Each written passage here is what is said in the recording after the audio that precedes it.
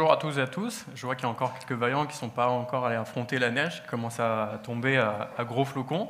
Donc je me présente rapidement, Olivier, et aujourd'hui je vais vous parler de deux choses, donc d'une stack et de tips pour un projet React propre. Et j'aurais bien voulu les avoir quand je ressemblais encore à ceci. Bon, à l'époque j'avais un petit peu moins de cheveux et je venais tout juste de me lancer. Eh bien, sans plus attendre, je vais vous présenter la stack avec les petites librairies nice to have. Pourquoi? Parce qu'aujourd'hui, React ne suffit pas pour faire une application. On a besoin d'un tout un tas d'outils tout autour, comme par exemple du client HTTP, de l'authentification, un peu de configuration tout autour, du routing, et ainsi de suite. Eh bien, j'ai envie de dire, on va simplifier un peu la vie et on va utiliser un framework. Surtout qu'avec React, il en existe une multitude. Bon, il en sort tous les ans, plusieurs. D'ailleurs, là, il y a One qui est sorti il n'y a pas très longtemps, il y a TanStack Start qui va sortir bientôt. Il faudra regarder. Mais là, dans notre cas, ce que je vous propose, c'est de partir avec Next.js. Pourquoi? Parce que c'est un framework qui est backupé par Vercel, qui est donc mature. On a d'ailleurs la version 15 qui est sortie très récemment. On a un bon niveau de doc et de ressources, et surtout une grosse communauté qui est super active, qui va nous aider notamment dans les cas spécifiques où on a des petits problèmes de configuration et d'implémentation. À côté de ça, ce qui est cool, c'est que ça vient avec un package, à savoir un TypeScript configuré, un ESLint, un routeur, une API Fetch, qui est quand même beaucoup plus complète que celle qu'on a en JavaScript. Et tout ça disponible en une seule ligne de commande.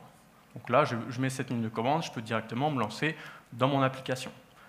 Mais bon, on a déjà ça, on a notre petite base. Maintenant, on a besoin de quelque chose pour la faire vivre. On a besoin notamment de données. Mais pas uniquement de la donnée brute, on a besoin de tout ce qui est la gestion autour de cette donnée, à savoir de l'authorifetch, du caching, de la validation, des mutations, et ainsi de suite.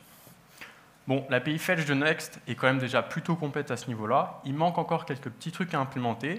Mais si par exemple, on utilise un autre framework, je vais vous proposer une librairie qui va répondre très bien à cette problématique. TanStack Query. C'est un Global State Management qui va venir avec énormément de fonctionnalités de gestion autour de ces requêtes. Mutation, validation, cache, etc. En plus de ça, on a un petit DevTools qui va nous faciliter la vie quand on veut tout simplement réinitialiser une requête au lieu de faire un Alt F5. À côté de ça, je vais l'associer à Zod. Donc c'est une petite librairie de validation de schéma au runtime qui est complètement intégrée à TypeScript. Ça tombe bien, avec Next, on est en TypeScript. Et voilà. Là, on a notre squelette, on a notre base, on va pouvoir commencer à développer notre application pour les utilisateurs. Je ne vous la fais pas en 1000. Si je continue comme ça, mon application risque de se ressembler à ceci. Et si je me mets à la place de l'utilisateur, j'arrive sur une interface comme cela, j'y reste pas très longtemps, je vais vite voir ce qu'il y a ailleurs. Eh bien, au lieu de s'embêter, comme avec le framework, à tout refaire mes boutons, mes inputs, on va utiliser un design system. J'en propose un, Tailwind, donc une librairie de CSS, qui, on a de la chance, est implémentée aussi avec Next.js, si on a envie. Une librairie de composants prête à l'emploi, donc ChassCN, qui est aussi basée sur Tailwind pour le CSS. Je vous ai mis un petit exemple ici qui est sorti, donc c'est des charts qui sont sortis cet été par ChassCN, et je vous avoue que c'est quand même beaucoup plus sympa de voir les données harmonieuses de cette manière, au lieu d'avoir des petits chiffres tout simples et on ne sait pas trop qu'est-ce que ça représente. Et enfin, un petit storybook pour tester tous les variants de mes composants. Donc là, on commence à avoir un peu notre structure de base. On a une application qui commence à avoir un peu, qui en jette un peu. Mais moi, côté développeur, c'est pas très développé sur cette stack-là. C'est pas très intéressant. Enfin, je vais me prendre un peu les pieds dans le tapis. J'ai besoin d'un peu d'aide pour de la lisibilité, et notamment des DevTools. J'en propose 3. Le premier, React DevTools, présent dans les browsers. J'ai envie de dire, c'est un peu le must-have. C'est celui qui va vous aider à débugger de manière simple vos composants qui sont présents sur vos interfaces. Et enfin, côté code, pour un peu rendre ceci lisible, un petit prettier et un rainbow bracket pour savoir quel div correspond à quel div. Donc là, on commence à avoir quelque chose intéressant. On peut se lancer tranquillement dans la conception de notre application pour les utilisateurs. Mais j'ai envie de dire, il manque quand même un tout petit truc. Oui, je vais bien parler des tests, parce qu'il en faut quand même. Pour ça, très simple, on va utiliser vitesse pour tout ce qui est le test de logique, très rapide à mettre en place, on n'a quasiment pas de configuration à faire. Et enfin, pour tout ce qui est côté composant, Testing Library. Si vous voulez pousser un peu plus loin vos tests end-to-end, Playwright aussi est une très bonne librairie. Voilà, là on a notre photo de fin, on va pouvoir commencer à créer nos interfaces utilisateurs, et si jamais on a besoin de d'autres outils, on pourra continuer à chercher ces librairies, mais celle-là, avec cette base-là, on peut faire déjà pas mal de choses. Bon, la stack c'est fait, maintenant on va passer aux tips, pour éviter, quand on se lance dans une nouveauté React, de se prendre un peu les pieds dans le tapis. Je vais vous montrer un petit exemple. J'ai fait une interface, donc très simple, d'une description d'un speaker, avec un prénom, un nom, un commentaire et aussi un âge qui se modifie. Bon, vous l'avez tout de suite compris, il y a un tout petit problème. À chaque fois que j'ajoute une nouvelle valeur, mon cadre change de couleur et mes proverbes sur l'âge aussi. Et ça, ce n'est pas vraiment voulu. On va aller tout de suite regarder le code pour voir comment ça se passe. Et là, au premier abord, j'y comprends pas grand-chose. Tout de suite, j'ai un tout petit premier réflexe. Si vous avez déjà commencé avec React, on vous a sûrement déjà parlé, c'est de créer des petits composants à partir de mon UI. Là, ici, j'ai sélectionné le composant qui représentait l'input de mon prénom. C'est très simple, je récupère mon UI, je vais dans un nouveau composant, je lui importe tout ce que j'ai besoin, mon UI aussi, et voilà. Bien sûr, je lui passe mon label à la place de mon prénom et mon bon setter. Voilà. Maintenant, je retourne dans mon composant parent de description et je n'ai plus qu'à utiliser mon text input en lui passant le bon setter. Ah, j'ai pas besoin. Pardon. On va... Oh, c'est bon. C'est pas... Ah, c'est pas en plein écran en fait. Attendez.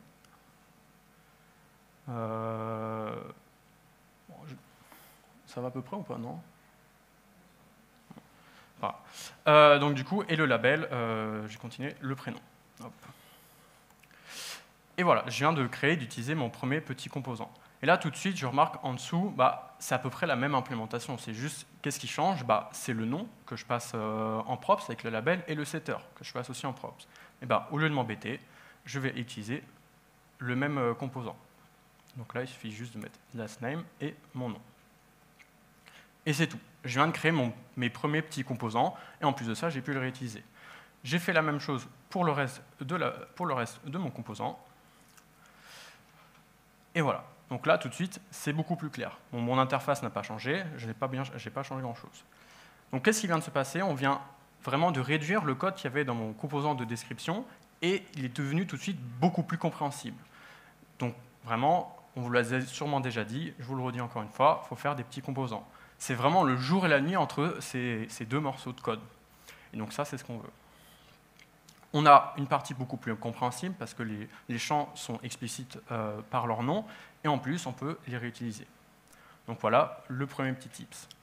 Maintenant, on va s'attaquer à une deuxième partie que tout développeur React rencontre quand il va développer une application, c'est les renders. Et comment on va pouvoir les optimiser de manière très simple, sans ajouter des systèmes dans tous les sens. Déjà, on va revenir un petit peu sur la base. Comment est-ce qu'on fait un render, comment est-ce qu'il y a un render dans React? Premier choix, en utilisant un hook setState. Donc par exemple, si j'utilise, dans mon cas, je mets à jour mon âge en utilisant cet edge, tout ce composant est re-rendu. Alors que si on regarde vraiment dans ce composant, il n'y a que l'âge, le edge component, qui en utilise, tout le reste, on n'a pas vraiment besoin.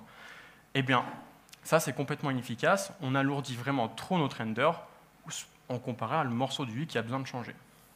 Eh bien, pour corriger ce problème, on va laisser chaque composant gérer sa logique et son rendu. Comment est-ce qu'on va mettre ça en place? Donc, je vous ai parlé de Hash Component, on va le faire avec. Donc, c'est très simple. Je vais pouvoir retirer mon Hash Component ici et mon useState. J'ai déjà importé, ça doit être le cas. J'ai déjà importé donc, le morceau de vie qui représentait mon Hash Component et son setter dans son composant. Et il suffit juste que je l'utilise dans mon composant parent. Hop. Et c'est tout. Là, je viens d'externaliser mon composant. Je vais faire la même chose avec le reste. Vous avez compris le principe. Hop. Il suffit, je retire maintenant mon useEffect et mes setters, j'en ai plus besoin. Et aussi mes imports, et c'est tout. Maintenant, si je retourne dans mon interface et que je mets à jour mon prénom, mon nom ou le commentaire, bah, j'ai plus de problème. Bon, j'en ai toujours un au niveau de mon proverbe. Je vais retourner dans mon code, notamment dans mon Better Edge Component, et ici, on remarque que le composant qui gère ces proverbes se retrouve un peu intriqué dans mon UI. Et l'externaliser, là, actuellement, est quand même plutôt compliqué. En fait, il y a une manière très simple de faire. Je vais vous la montrer. On va utiliser ce qu'on appelle les children props. Comment est-ce qu'on met ça en place? On passe un children de type React Node à mon composant.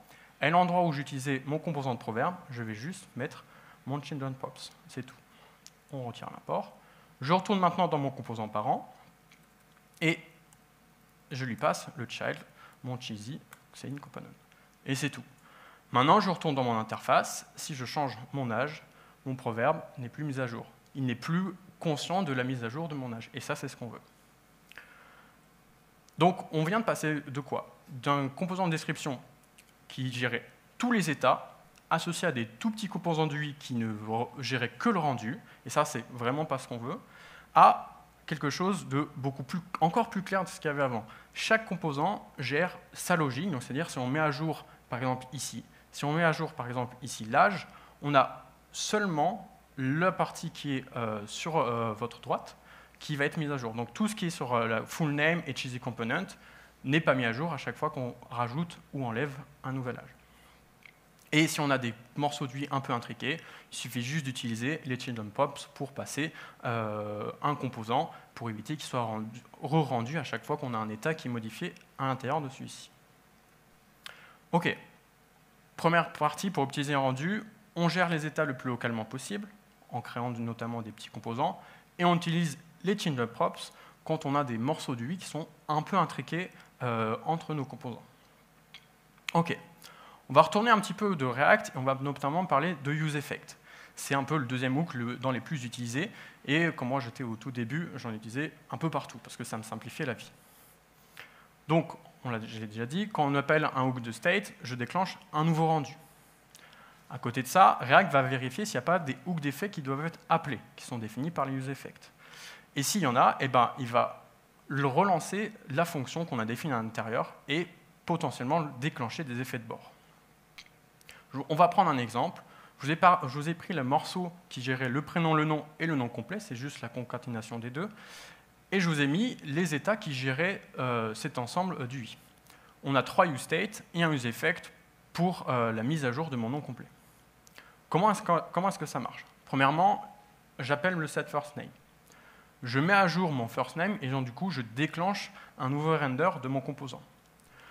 Sauf que vu que firstName était dans le tableau de dépendance de mon useEffect, il va se relancer à son tour. Et donc, du coup, on va appeler mon fullName, qui à son tour va mettre à jour la valeur fullName et occasionner un deuxième render. Et ça, ce n'est pas vraiment souhaité d'avoir deux rendus pour une seule modification de valeur. Eh bien, on va pallier ce problème, on va avoir à la fin qu'un seul render. Et comment est-ce qu'on va faire ça? On va utiliser ce qu'on appelle un état dérivé. Comment est-ce qu'on met ça en place? Eh bien, je retourne dans mon composant. La première chose, je vais récupérer quand même mon template string, qui est ici. Et deuxième partie, c'est très simple, je supprime mon useEffect et le state qui lui est associé. Ensuite, on va tout simplement définir une variable, toute bête, fullName, auquel je vais lui associer le template string que je viens de copier. Et c'est tout. Je n'ai rien besoin de faire de plus. Comment est-ce que ça marche derrière? Eh bien, à chaque fois que je mets à jour mon firstName en appelant mon setFirstName, eh bien, mon composant est rendu. Vu que fullName n'est plus un useState, son état n'est plus persisté à travers les renders. Et donc, du coup, à chaque fois qu'il se render, il va utiliser les nouvelles valeurs. Je retourne dans mon interface, je mets à jour, et vous avez vu, mon nom complet se met bien à jour à chaque fois que je tape dans l'un des inputs. Tout ça en n'utilisant qu'un seul render. Donc vraiment, on vient de passer d'une utilisation d'un useEffect où il y avait deux renders à une utilisation où on n'en a plus qu'un. Et ça, c'est ce qu'on veut. Mais du coup, on se peut dire quels sont les bons usages du useEffect. J'en ai listé deux, parce qu'il n'y en a foncièrement que deux. La première, c'est de synchroniser avec des données extérieures à React Et la deuxième, c'est quand on veut effectuer une action uniquement à l'affichage initial d'un composant. Et dans le reste des cas, dans la plupart des reste des cas, ça ajoute de la complexité, de la maintenabilité inutile et surtout des renders. Donc troisième partie, favoriser les derived state au useEffect. Je ne vous ai pas dit, mais il y en a encore un qui est caché dans mon code, c'est celui-ci. À quoi est-ce qu'il sert? C'est pour gérer mon composant commentaire. Si je mets un commentaire et que je modifie soit mon nom, soit mon prénom, mon commentaire est réinitialisé. Et tout ça, je l'ai fait grâce à un useEffect. Je vous montre dans le code, ici dans mon composant commentaire, voilà le dernier useEffect qui est encore là. Comment est-ce qu'on pourrait s'en passer, justement, parce que l'état initial est géré par un setter, et à chaque fois que je re-rends mon full name, le setter, lui, il est persisté à travers le render, et du coup, je ne peux pas le réinitialiser comme ça. Eh bien, c'est très simple. Première étape, j'ai supprimé mon useEffect. Comme ça, il n'y a plus de problème. Du coup, j'ai plus besoin de mon full name et de mon interface. Et c'est dans le composant parent que ça va se passer. On retourne dans mon composant parent, ici, et on va utiliser une props que vous avez déjà sûrement tous manipulée si vous faites du React, et notamment manipuler des listes. Et je parle bien évidemment de la props key. On remplace full name par key, et c'est tout. Mon composant va se mettre à jour à chaque fois que je change full name. Comment ça marche? Eh bien, en fait, React considère le props key comme une ID de composant. Et donc, c'est-à-dire qu'à chaque fois que cette ID est modifiée, eh bien, React considère que c'est un nouveau composant et va donc unmount le composant précédent et en mount un nouveau. Et du coup, va utiliser l'état par défaut de mon useState. Ici, je retourne dans mon commentaire. Si je mets à jour un ou l'autre de mon nom ou mon prénom, mon commentaire est bien réinitialisé. Tout ça sans useEffect. Donc du coup, quand vous devez réinitialiser un composant, et notamment réinitialiser surtout les états de vos useState, utilisez plutôt la props key, parce que c'est généralement à ce niveau-là, parce que vous voulez recréer complètement un nouveau composant foncièrement. Un petit récapitulatif de tous les tips. Donc le premier, le plus important, qui va vous aider à faire les suivants, c'est de faire de petits composants. Ensuite, pour optimiser vos rendus, le plus simple, c'est de localiser vos états au plus proche possible. Ça va diminuer la quantité de composants re-rendus. On peut utiliser les children props quand on a des morceaux d'UI qui sont un peu trop intriqués. Et enfin, concernant les useEffects, on va favoriser les états dérivés quand c'est possible et utiliser la props key. Il y a tout un tas d'autres cas possibles où on peut se passer du useEffect. La documentation de React est très bien détaillée à ce niveau-là. Je crois qu'ils ont une trentaine de cas où il y a des useEffects et ils vous disent comment est-ce qu'on peut s'en passer.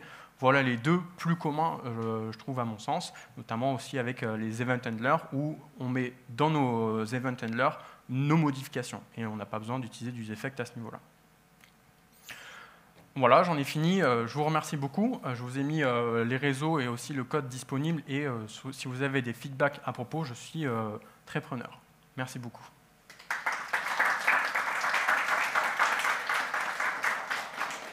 Je crois qu'il nous reste une petite minute si vous avez quelques questions. On a vu dans la journée V0. Ouais.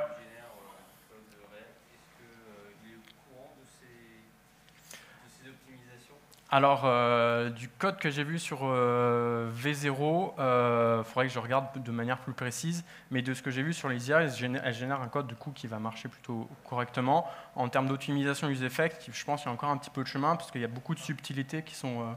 Tout le temps, les useEffects, pour tout et n'importe quoi. Ouais, il y en a, ce matin, je crois que j'en ai vu quelques-uns quand même, 3 ou 4 faciles par composant. Donc, il faut y repasser.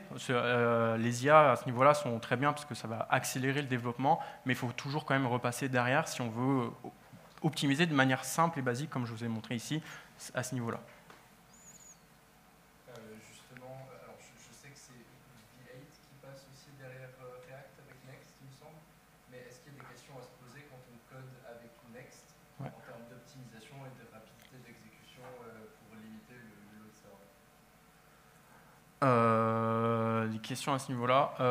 Alors, j'avoue, à ce niveau, je ne sais pas trop. En termes de tout ce composant, on va voir déjà le compiler qui va arriver très rapidement, qui va pouvoir optimiser un peu à ce niveau-là les rendus. On va avoir enlevé moins de tout ce qui est useMom, useCallback vont partir.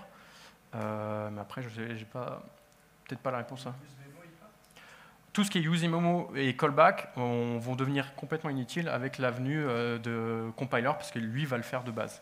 Donc du coup, ça va simplifier énormément le code. Il y a beaucoup de maintenabilité qui arrive qui est là avec useCallback et UseMemo, parce qu'on a tableau de dépendance à mettre à jour. Et en général, leur utilisation est pas au bon endroit. On devrait en avoir très peu dans le code, parce déjà, si on optimise nos rendus de base, on n'a pas trop besoin d'avoir du UseMemo à ce niveau-là. Ouais.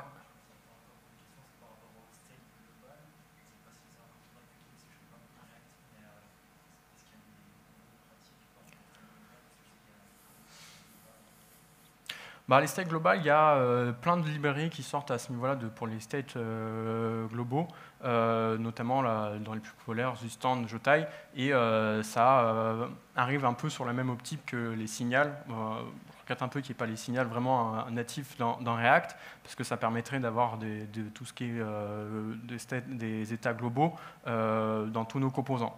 Là, la petite librairie TanStack Query, c'est un Global Stack Management sur les fetch. Mais si on veut sur d'autres types de données, s'il n'y a pas de mutation sur ces données, un simple contexte suffit, j'ai envie de dire. Après, on aura les contextes L, comme on vous a présenté, je crois, dans l'une des confs ce matin. Mais sinon, il y a plein de librairies qui permettent justement d'externaliser des données ou des setters pour qu'elles soient disponibles dans toute l'application, éviter d'avoir tout qui se rerend si je fais une modification. Je crois qu'on a fait à peu près le tour. Je vous remercie beaucoup et puis bonne fin de journée.